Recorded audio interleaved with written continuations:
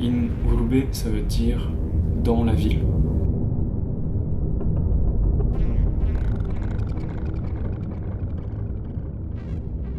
La première année du Frénois, j'ai réalisé un documentaire, une sorte de portrait, où je suivais un personnage qui allait en souterrain et qui avait une recherche très intime dans ces lieux, qui allait le plus profond possible, qui essayait d'aller trouver des endroits où on ne viendrait pas le chercher, des endroits où il pourrait se coincer en quelque sorte. Et donc moi je l'ai accompagné et j'ai vécu l'expérience avec lui. Et en fait ça m'a tellement chamboulé qu'à la fin du tournage, à la fin de la réalisation du film, j'ai eu envie d'y retourner, j'ai eu envie d'en savoir plus, j'ai eu envie de trouver d'autres guides, de trouver d'autres personnes qui fréquentent ces lieux. J'avais la même envie que lui en fait.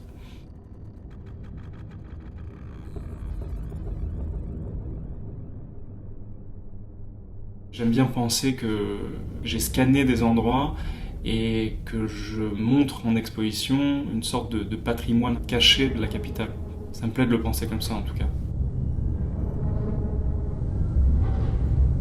J'ai vécu à Paris pendant presque 10 ans et j'avais envie de changer un peu les souvenirs que j'en avais, donc ça a été l'occasion de découvrir de nouvelles choses.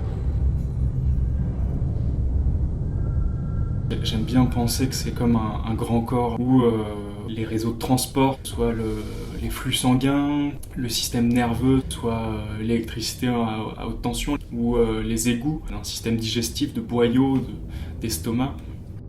C'est pas pour rien que j'ai choisi ces tissus qui soient courbes et qu'on puisse s'infiltrer à l'intérieur. J'ai créé une sorte d'estomac.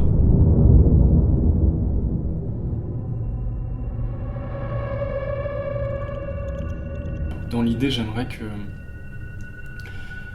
puisse vivre sa propre expérience d'infiltration, son propre cheminement dans des endroits qu'il n'aurait pas l'habitude de fréquenter.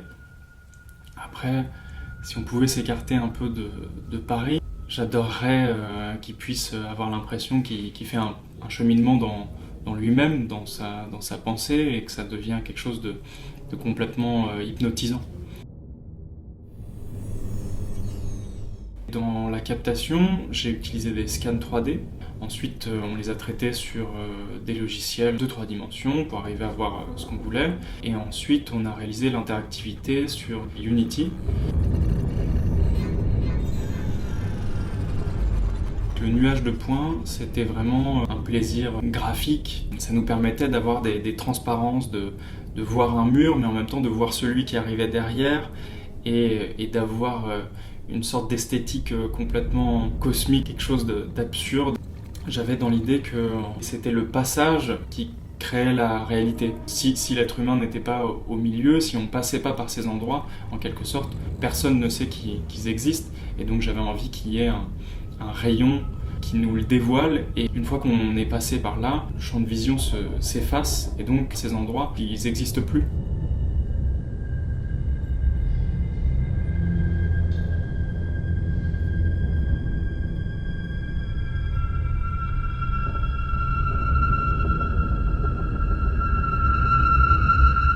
Avec un ami, un ancien du Frénois qui s'appelle Juan Pablo Villega. On a inventé une sorte de trackball qui récupérait le mouvement des cervicales et qui nous permettait, avec cette balle, de pouvoir se déplacer dans les images de l'exposition en gardant le même processus interactif. Finalement, on a créé un objet tellement unique. On l'a fait en obsidienne noire et en quartz. C'est plus du tout un gadget pour pallier à la difficulté.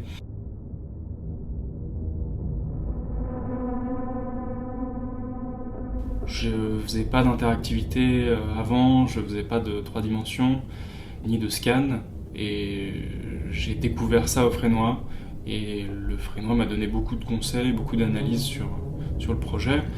Ensuite, il m'a permis d'apprendre aussi énormément de choses par moi-même. Donc voilà. Je pense qu'on n'est pas obligé de toujours approcher ce projet à Paris, puisque c'est une sorte de voyage interne. Et il y a beaucoup d'autres villes qui ont des souterrains intéressants. Là, en l'occurrence, Lille a des souterrains intéressants. Rome, New York, Singapour. Donc, moi, j'ai commencé par Paris, mais ça pourrait se développer dans d'autres villes. Ça, c'est certain.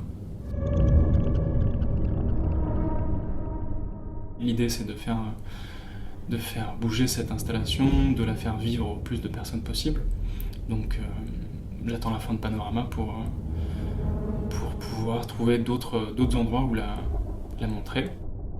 Que ce soit avec la version VR ou avec la version installée, l'idée ce serait de s'adapter, de faire des boyaux un peu différents.